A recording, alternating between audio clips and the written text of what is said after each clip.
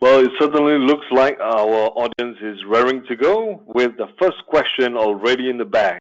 Thank you, Muhammad Daniel, for sending in your first question. And ladies and gentlemen, welcome to another live webinar with us from Phillip Futures and our friends and partners from CME Group. We also have a partner from Bursa Malaysia Derivatives, Josh Chow from Dalian Commodities Exchange, as well as Dr. Satya from Palm Oil Analytics. We will be discussing what's next for palm oil, and we have four experts along with our moderator here today to walk us through the key questions surrounding this hot commodity, especially in the region. Key talking points for today, we will have, as you know, current palm oil prices are at levels last seen 8 to 9 years ago. Do the fundamentals provide support, or can we expect a correction? Everyone's talking about commodities super cycle, and where does palm oil stand in the commodities basket? DCE palm olein's internationalization, is there a potential impact or even arbitrage opportunities? And how will the US-China relationship affect the trade war and palm or edible oil trading? Okay, to walk us through these key talking points, we have, okay, let me just bring you to the front, okay, before we kick things off and introduce you to our various panelists as well as our moderator. This is a disclaimer. The content shared today is just for educational purpose. However, if you have any questions, you may type them into the question box. And let me walk you through our moderator. Our moderator is none other than Lim Kong Shi, Managing Director for Phillip Commodities. Panelists, the first one is Mr. Vincent Chew. He's Head of Commodity Derivatives at Bursa Malaysia.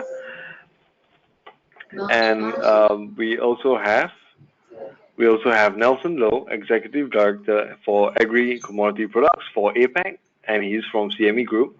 We have Josh, who I mentioned earlier, from the Dalian Commodities Exchange. He's the Executive Manager. And we also have a doctor in the panel. He's Dr. Satya. He's the owner and co-founder of the Palm Oil Analytics. All right, we have a slew of experts here to answer all your palm oil and edible oil related questions. And before I hand the reins over to our moderator, Mr. Lim, can I just do a quick sound check? If you can hear me, please head on down to the question box located on your control panel. The question box is somewhere to the bottom of the control panel, and type yes if you can hear me.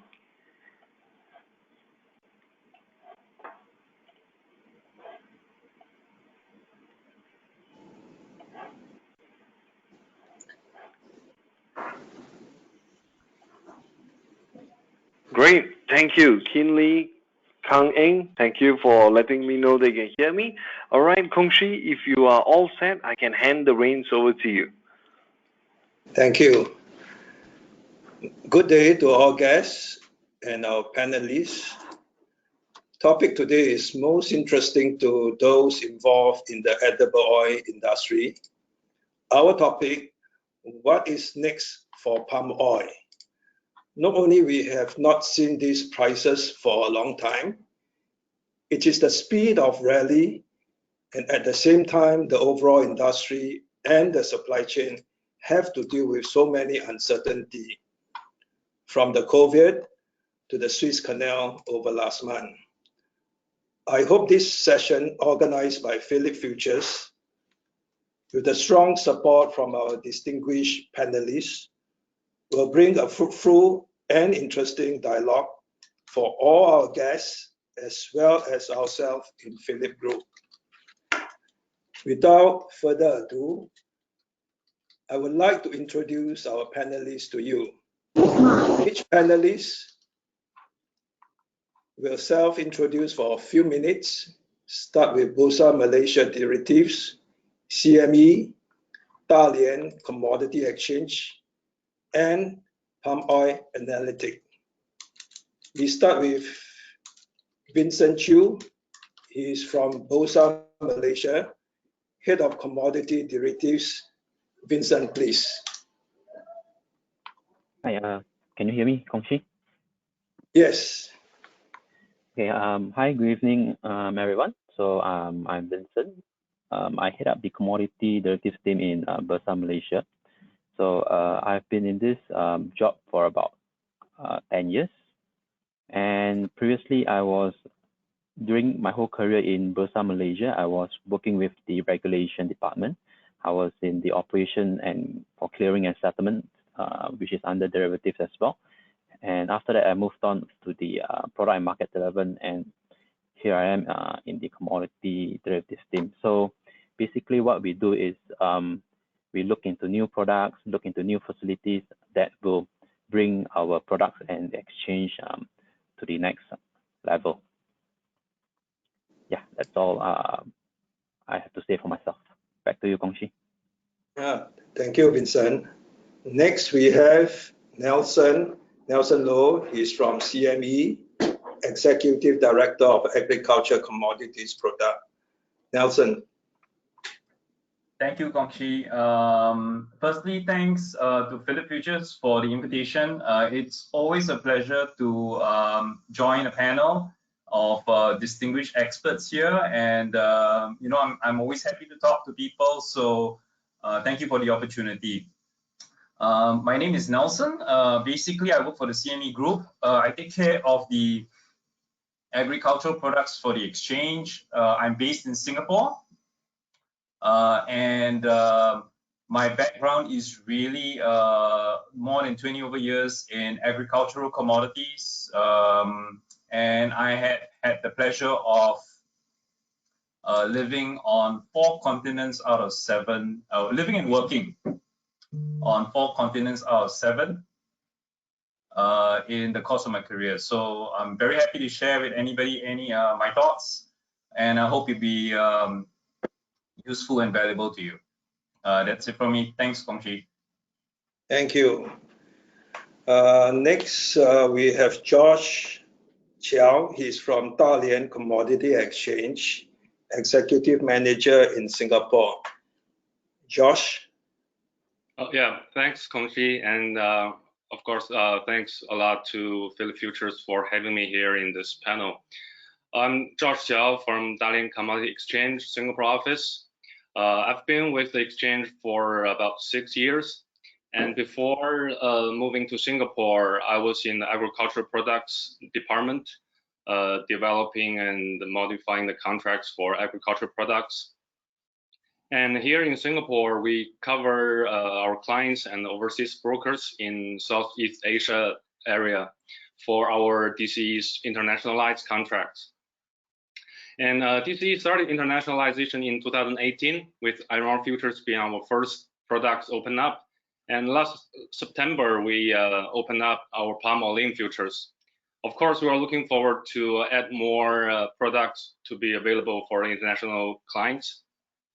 And now DCE has about 15 overseas brokers in Singapore and Malaysia, of course, including Phillip Futures. So today I'm really looking forward to share some information and learn from other panelists. Thank you. Very interesting. Thank you, Josh. Last but not least, Dr. Satya is from Palm Oil Analytics. Doctor, please.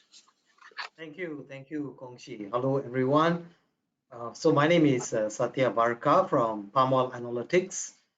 Palm Oil Analytics is a publisher of palm oil price, news, and data.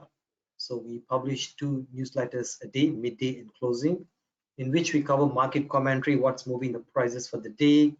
We host over 40 data sets of cash prices, palm and laurix in destination markets, Rotterdam, India, China, and origin markets, Malaysia and Indonesia. So if you're interested to know what we do, what kind of data we have, please feel free to go and check out the website, palmoilanalytics.com, and there's a lot of free data on open access. So make use of those resources. And if you want to take a look at the newsletter, you can drop me an email or WhatsApp, which is all the contact details are available on the website. Thank you, and looking forward to this discussion. Thank you, Kong Chi. Thank you, Doctor. Thank you, gentlemen. Now we will start our discussion by topics. Due to time limitation, I will pose question to our panelists. Each questions I will ask two panelists to give their views and comment. After all the questions which we have prepared, at the end of this session, we will open to our guests under the Q&A time. I'd like to highlight before we start, earlier Sri have mentioned the disclaimer. I would like to mention views and comments from our panelists. The information given might be from their personal view, may not represent their company. Here we go. Palm oil. Current palm oil prices have reached multi-years high. Bursa Malaysia CPO recently reached 13 years high. Dalian olein hit almost 10-year high. Producers, refineries whom I've spoken recently are extremely happy. However, I think consumer might have to absorb higher costs, maybe for their food, for the ladies, their cosmetic. I have these questions for Vincent and Josh. Do you see this have a strong fundamental support of the current trend in palm oil market? Second, with the seasonal correction in view and the volatility are in place, do you expect more producers and end user using more derivative instrument to price and hedge their position? We start with Vincent, please. Okay, thanks, Kong Chi. So first of all, I think over this 2020 and beginning of this year, Malaysia has experienced labor issues since the pandemic happened. So throughout the years, some laborers were being sent back from Malaysia, and the borders have been closed for the past almost 1 year. So with that, it impacted certain production over the years, and that was back in 2020 and early January and February. However, there were many reports stating that the production in March has grew to almost 0.9 to 1%, but however, with that growth of the production, the export as well has also increased, estimated about 25% on a month-to-month, 25 to 30% on a month-to-month basis. So with this tight supply, the price could stuck at the upper limit unless the production comes up and the export comes down a little bit. Then we may see the curve gets back to normal. And also the biggest problem in Malaysia will be the labor shortage, and it depends how the vaccine goes about in Malaysia at this point in time, because the second phase of vaccine in Malaysia is about to begin. I think it's 19 April. So that's very soon. So we need to see how the vaccine progress goes on in Malaysia.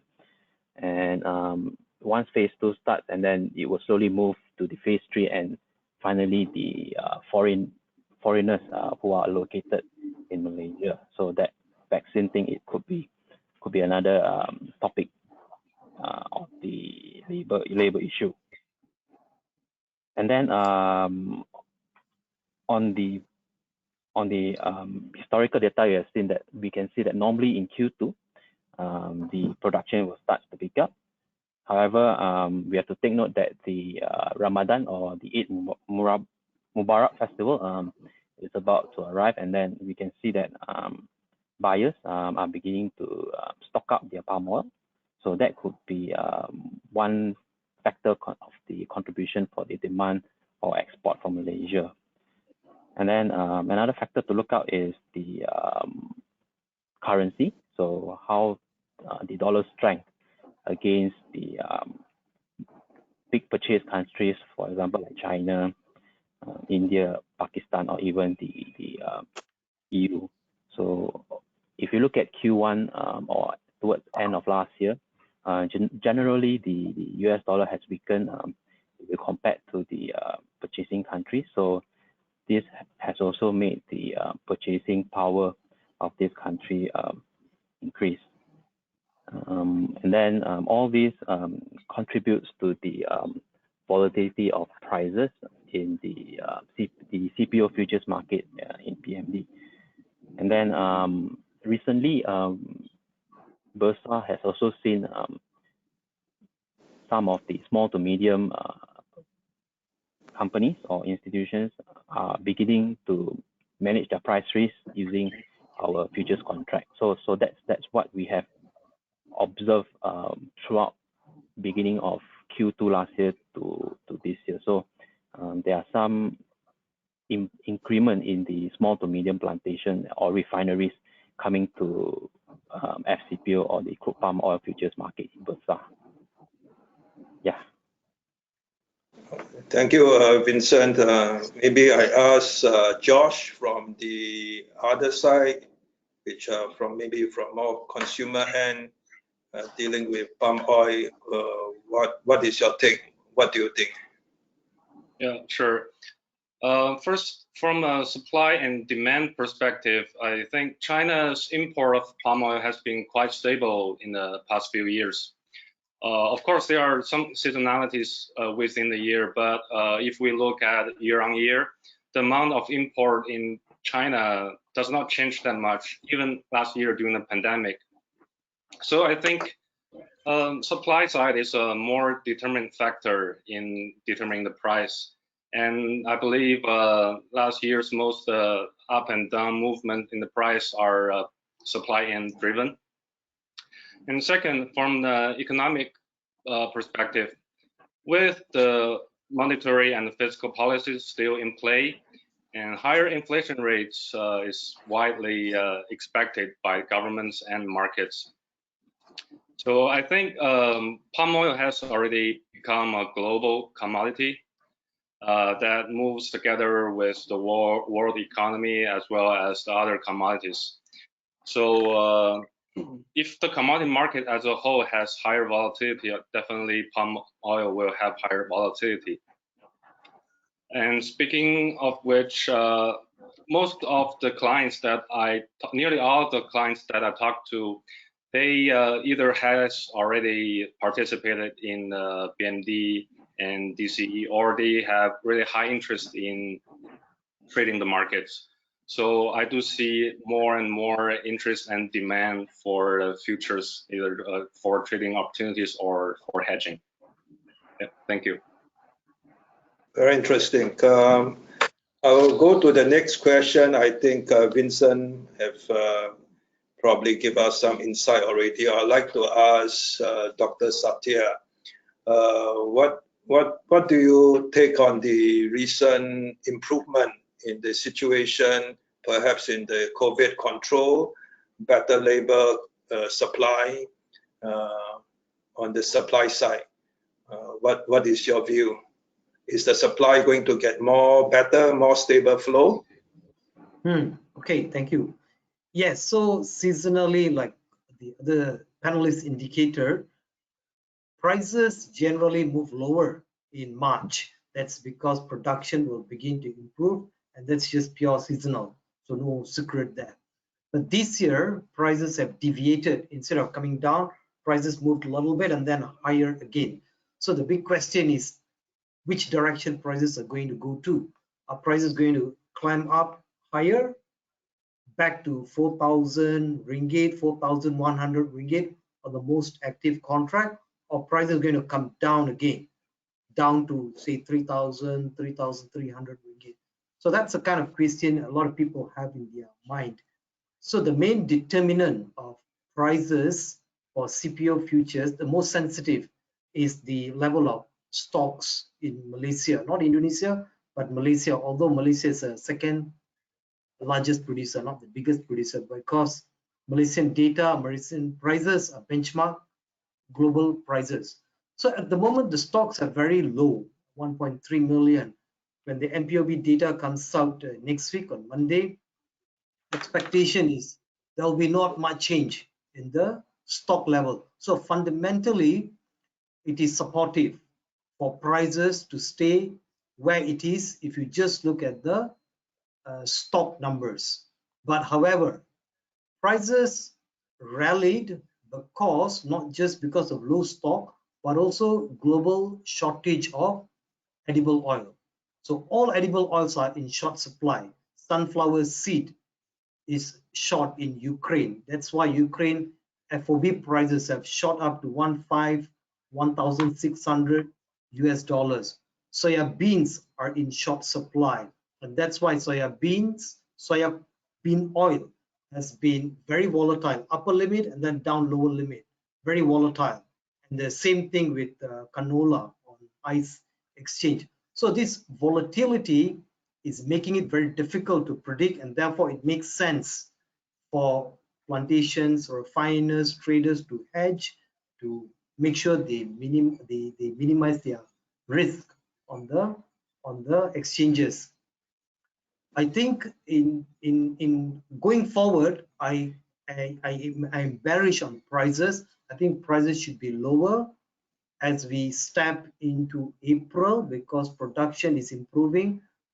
The Malaysian Palm Oil Association data that came out today showed March production up 30%, very high, higher than the high-end estimate. But yet prices were still holding up very well. The other thing to note is that the front month spread to the third month is very wide, about 400 ringgit, 100 US dollars. So if you've not seen this before, and that means traders think that the front month April supply is very, very tight. That's why cash prices are all above 1,000 US dollars. So prices will hold at this level in a short term, but as production improves, prices should come down from the current level. Thank you, Doctor. I'm not sure whether I want to take a bet, go long or short now. Maybe it's a $1 million question I asked Dr. Satya. By the end of 2021, where do you see the market?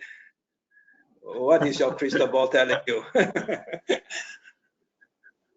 I think year-end stocks will be tight. I think will still be below 2 million tons. The latest projections coming out from Malaysia, production is below 19 million tons. So that's very bad. I mean, I had 19.6, then 19.5, and then now I see some numbers coming out, I don't know, 18.8, 18.5. So production is very bad in Malaysia for the year. Stocks will be low. Demand is recovering. A lot of stimulus injections are going in, and consumers are all getting vaccinated. So people are going to travel, buy. So towards end of the year, prices should be holding up above 3,500 ringgit. So it looks like the palm oil market have a perfect storm. Thank you, Doctor. I have a question for Nelson. With the two pair, the twin of soybean oil and palm oil, in your opinion, which have more influence? Which one will take the lead, pulling the market higher or lower?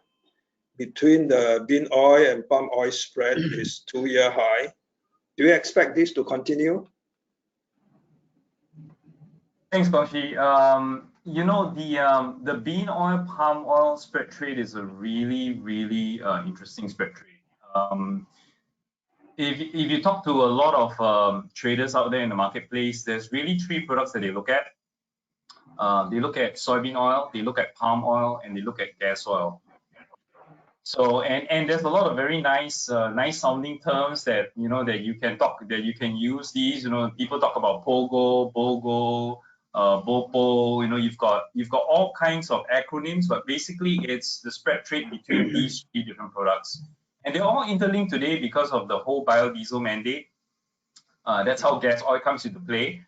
But soybean oil and palm oil, coming back to your question, has an additional layer as well. Besides its interaction in the form of biodiesel, it's also competing oils, right? So in cost-sensitive countries, there's a competition between the oils for demand, right? Traditionally, bean oil is usually, if you look at the long-term historical chart, roughly around, maybe say you look at 25 years, you see that typically bean oil tends to be at a $100 premium to palm oil, more or less. But occasionally you do see big spikes up and down. And most people, when they look at the bean oil palm oil spread, they look at bean oil minus palm oil, because bean oil is at a premium to palm oil. And it's traditionally been at $100, that means $100 premium. So bean oil is more expensive than palm oil.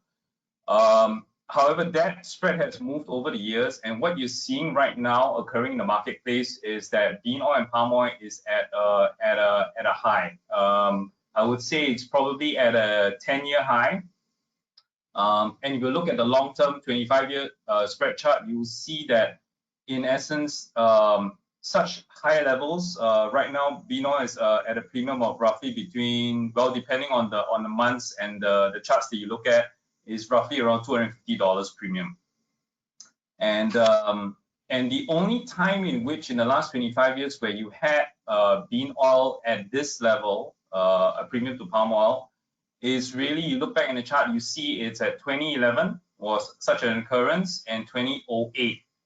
And if you think about it, right, what happened in 2008? If you've been in the markets for some time, you know that in 2008 you had the big commodity super cycle that was driving commodity prices up.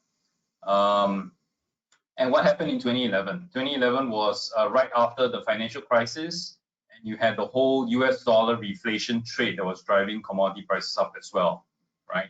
And then now you fast forward to 2021, you're seeing the spread back to the levels of 2008 and 2011. Coincidence? I don't know. I mean, it really depends on your view and your opinion. But if you were to look at the chart, you will see that those spikes are common. If you look at the chart, you will see that those spikes occurred in 2 years where the super cycle and the reflation trade was running hot. And now there's a lot of talk about the super cycle. Is it back again? You have a lot of talk about the stimulus that's going on in the US, whether or not we're beginning to see a reflation trade or not. But I can tell you one thing for sure: this spread is definitely very interesting. A lot of traders look at it, and back to your question, Kongshi, whether or not bean oil is a driver of palm oil prices, or whether palm oil is a driver of bean oil prices, I think you can argue both ways. But one of the things that I think is very clear is that bean oil has a higher beta than palm oil. So what typically tends to happen is that when you have a bullish phase in play, bean oil tends to rally more than palm, and when you have a bearish phase in play, bean oil will drop more than palm. It has a higher beta, a higher alpha. I mean, depending on how you phrase it, but it tends to move more violently than palm oil. Of course, there are fundamental factors in play. I mean, we all know what's going on. Vincent and Satya mentioned about what's going on in Malaysia and Indonesia in terms of the weather and labor. You have the same stories occurring in bean oil as well. You have the Chinese buying a lot of soybeans to fulfill the trade deal that they have with the US.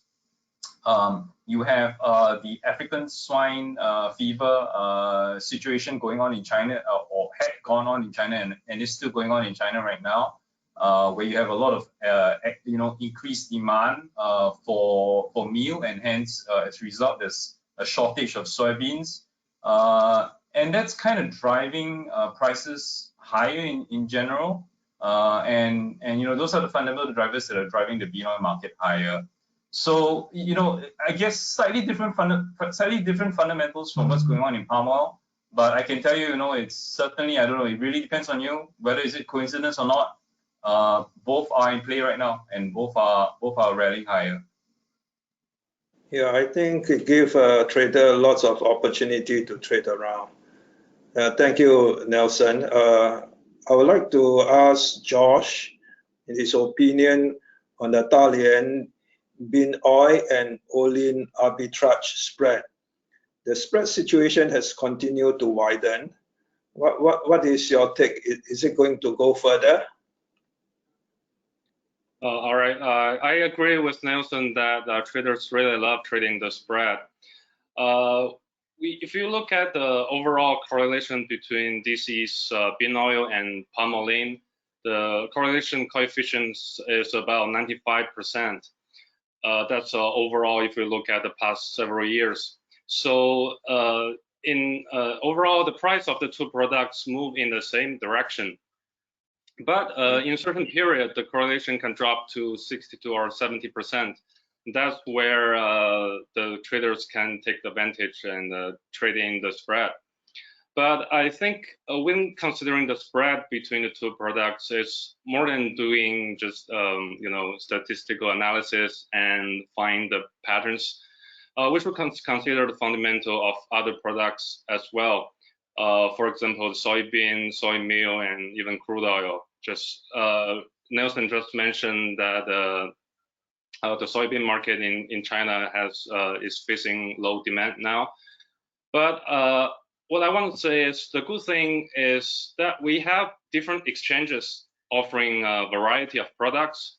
So with the availability of different contracts and also the published prices, traders can do their own analysis and come up with their trading logic and strategy. And I believe eventually markets will benefit from the variety of products that are available to them. Yep, thank you. Thank you, Josh. Just now, Nelson talked about biodiesel and the super cycle. Now we come on biodiesel. I think the world more and more focus on ESG and with the consumer as well as many investors. I have a question for Dr. Satya. Is there any latest update or new development on the biodiesel policy or government mandates? And how does the higher energy price and palm oil have the impact on biodiesel? Okay, good question. So biodiesel mandate global palm production 60%, about 60% goes into edible oil. That's your RBD, palm olein, PKO that goes into confectionery. About 30% goes into biodiesel, and then the remaining 10% goes to oleochemicals.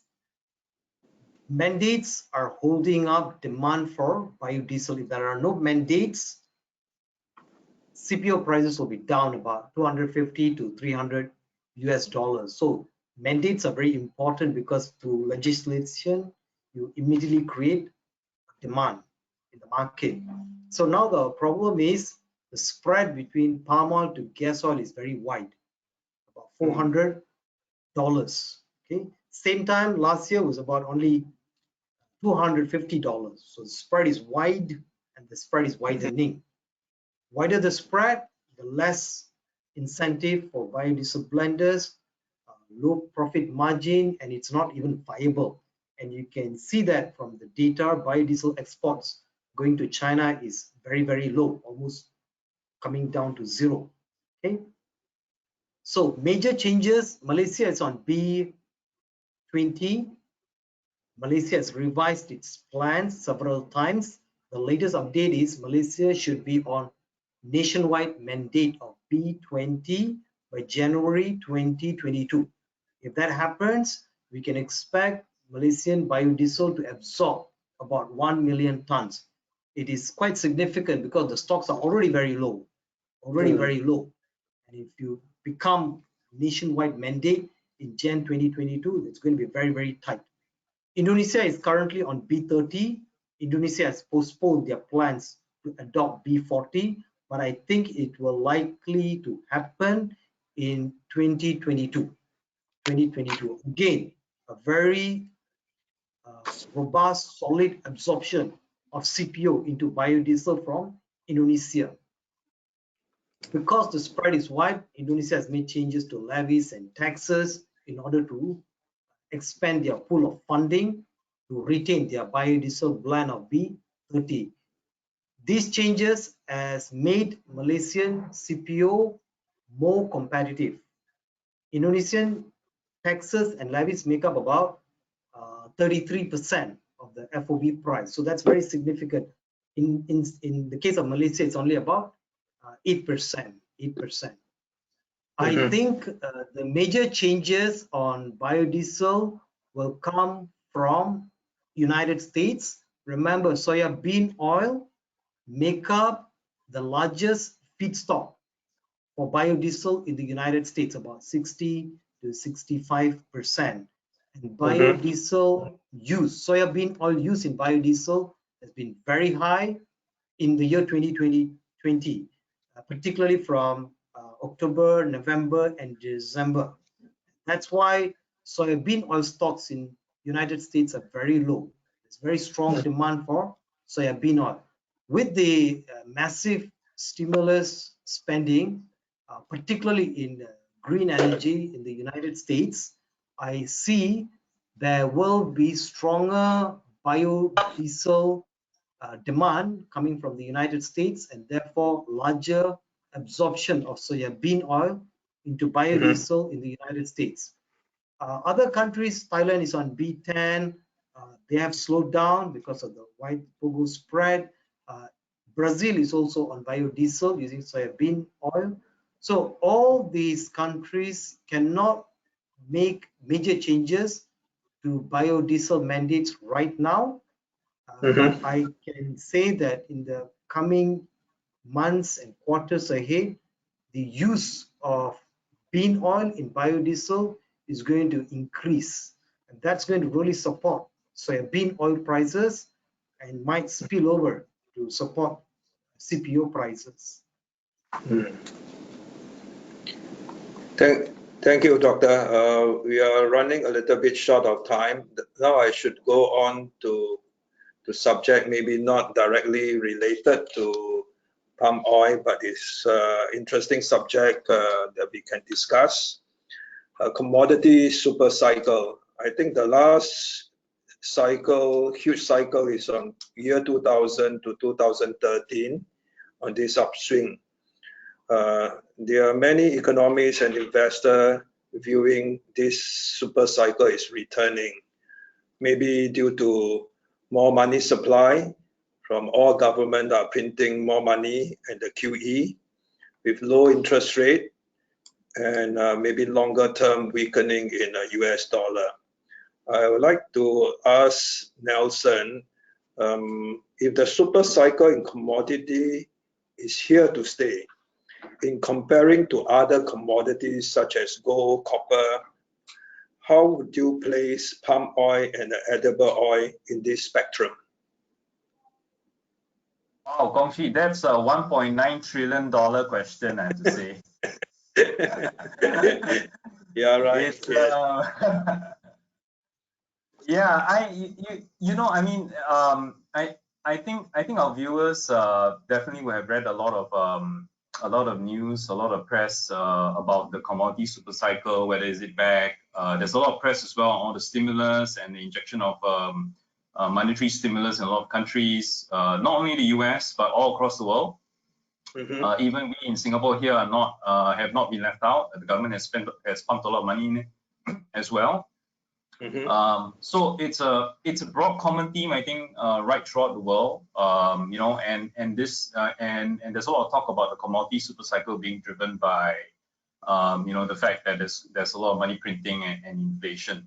But I find one thing really interesting over the last 3 months, an observation. You would see that the US dollar has actually not weakened over the last 3 months, the first quarter of this year. In fact, it's actually strengthened, which is actually negative for commodities, right? I mean, the general premise is that weaker US dollar means higher US dollar commodity prices. I'm mindful of our friends in Bursa and Dalian, whose contracts are not in US dollars. So in general, that tends to be a trend. But if you look at the commodity prices at the CME denominated in US dollars, you see that most of them have actually continued to go up, even though the US dollar has gone, has strengthened. Yeah. So it's just an observation. You could argue that hey, you know what, this is a sign of immense strength that commodities can still strengthen even with the strengthening US dollar. One could also argue that hey, you know what, the bull is going to be exhausted eventually, and we're at the peak. I'm not here to I don't have a crystal ball. I can't tell you where prices are going to go, but I can tell you one thing is for sure. This super cycles situation is definitely very mainstream. It's all over the headlines, and it remains to be seen whether this will continue or not. And if you look back at and I just use bean oil as an example, if you look back in the charts back to 1961, okay, so we're talking almost 60 years. Bean oil is at 1961, so 60 years. Bean oil is at the third highest point in the last 60 years. It's only been surpassed again by 2008 and 2011. This is actually the third highest point ever. So there's a lot going on. And as Dr. Satya had mentioned, there's also fundamental drivers driving bean oil prices up as well, the biodiesel mandates, and as mentioned earlier on as well, the soybean exports and the ASF situation in China as well. But for sure, I think the commodity super cycle is definitely front and center for a lot of investors and traders right now. Yeah, I think I rephrase my question. I think looking at the palm oil is in the super cycle already. The next question I'd like to have Vincent's view. The trade war, I think the trade tension between China, US, and the rest of the world seems will continue for some time. In your opinion, how much of this tension have impacted in the palm oil and its future implication? Okay.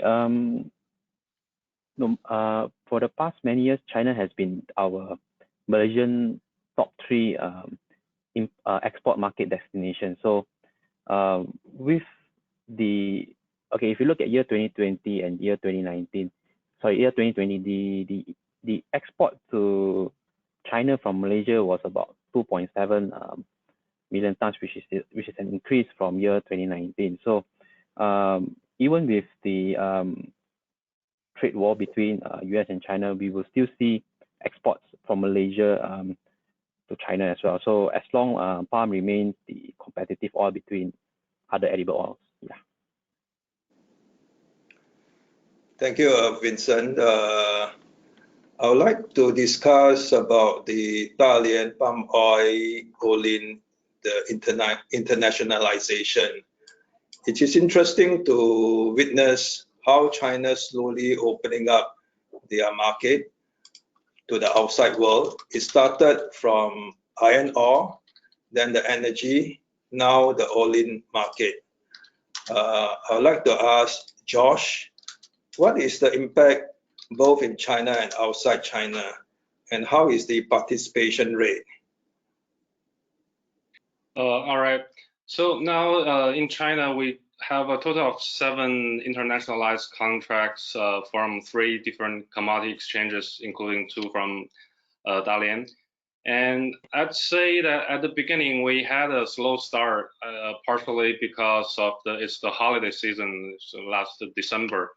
But we were able to pick up the pace really quickly.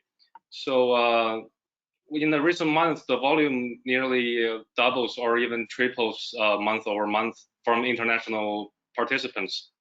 And here are some stats. So far, we have about 70 international clients started already trading DC's palm olein. And this year's average daily trading volume from overseas is around 50,000 lots, which is about 500,000 tons per day from overseas. And last month, the average daily open interest is more than 20,000 lots.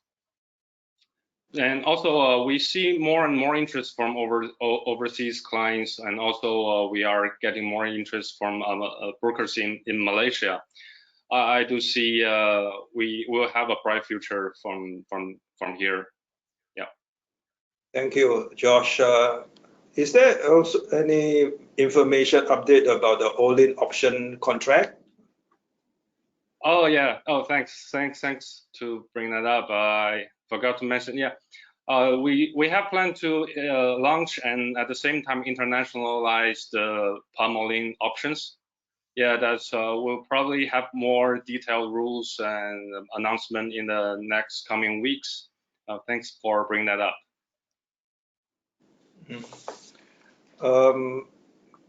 Vincent, we would like to have a view on the Dalian olein market. Can you give us some of your opinion? Yeah. Since the internationalization of the DC olein market, we have received feedback from the market that we went to. They are happy that they are able to arbitrage now between the BMD CPO versus the DC palm olein, and most of those who are currently accessing to DC, they are doing arbitraging because the time zone is the same. And yeah, so we have seen certain inflow of the volume that those people are doing arbitraging between DC and BMD. Okay, thank you, Vincent. We would like you to also update us about the upcoming East Malaysia CPO futures. Is there something you share with us? Okay, thanks. Yes, BMD is looking to launch the East Malaysia CPO contract. So it will be a totally separate contract from the current CPO contract. So it will be 3 designated ports. One in Sarawak, which is in Bintulu. The other 2 will be in Sabah, Sandakan, and Lahadatu. So currently, the contract is with the paper is with our Securities Commission for approval. So we are looking at the launch around maybe early July. So that's our target date for launch. So we will release more information when the date comes nearer. Yeah. Thank you, Vincent. I have yeah, sorry, Doctor, you have something to share? I was just asking, is this contract in ringgit? Yes, yeah, thanks. It's in ringgit, and the weight, the size is 25 metric tons as well. It's similar to the FCPO contract, and the delivery mechanism is X-Tank as well. Also have a last question for Vincent is about the sustainable certificate for palm oil for the stakeholder and the consumer sector. Is there something update from the Bursa Malaysia? Yes. Okay. So beginning 1st April, for all April deliveries that go through the CPO contract in Bursa Malaysia Derivatives, all oil delivered by the seller must be MSPO certified. So it is MSPO certified up to the mill only. So that has taken effect on 1st April this year.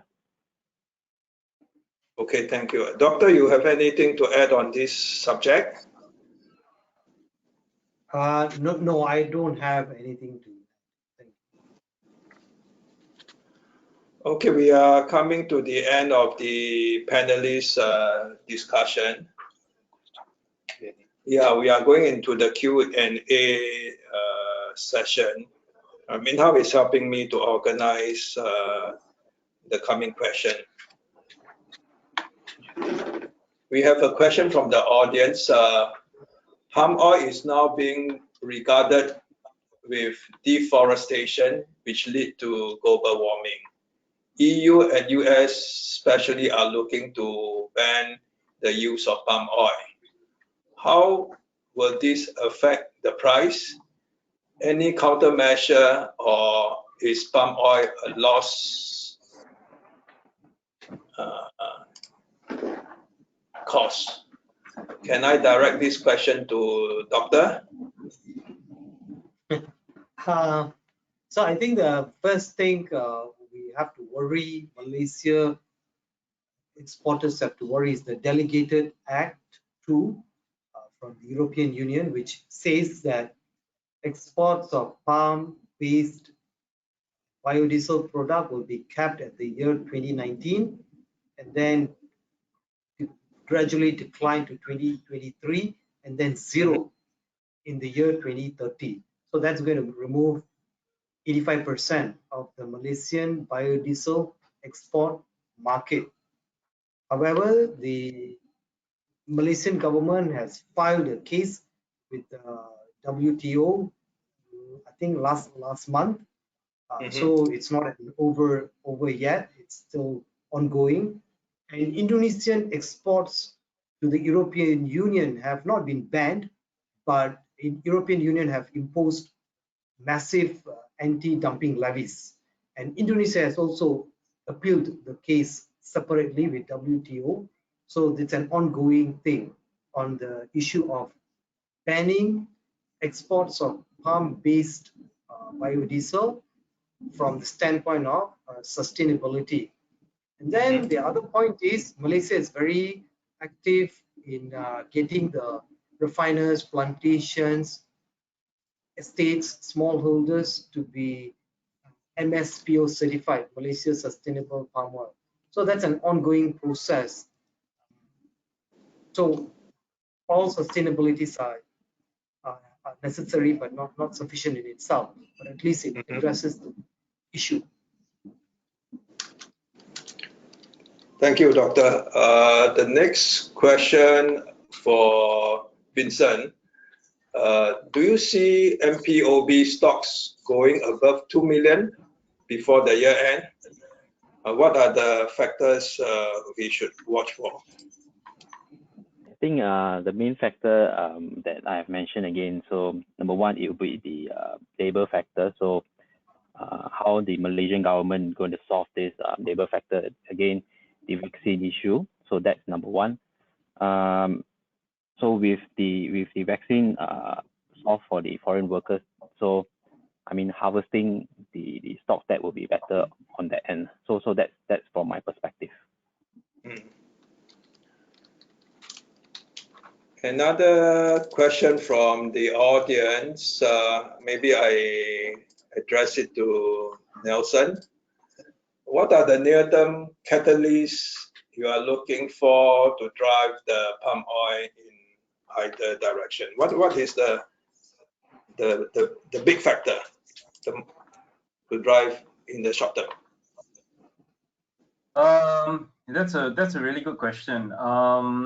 I would say first up, because I mean, apart from the drivers that Dr. Satya and Vincent have already mentioned in terms of Malaysian production, the other big driver is obviously what's going to happen with the trade deal.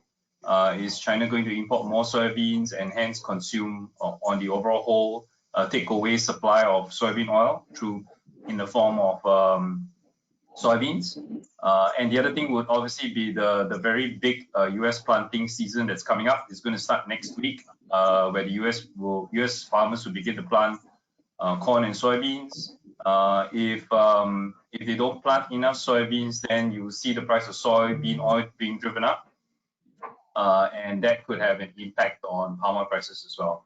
So I think in the short term, it's going to be weather in the US that's going to be a key driver. And as Josh said, I think on the supply side, it's pretty stable. I have another question from the audience for Josh. There's a recent having a bearish view or pressure in Dalian that is going to have a rumor they are releasing the National Reserve stock. Is that just a rumor or can be some truth behind that? From the best of my knowledge, I haven't heard anything that certain on that yet. So I don't think anything big is happening. Yeah, probably the I don't have too much to share on that topic. Yeah. For question direct to Doctor,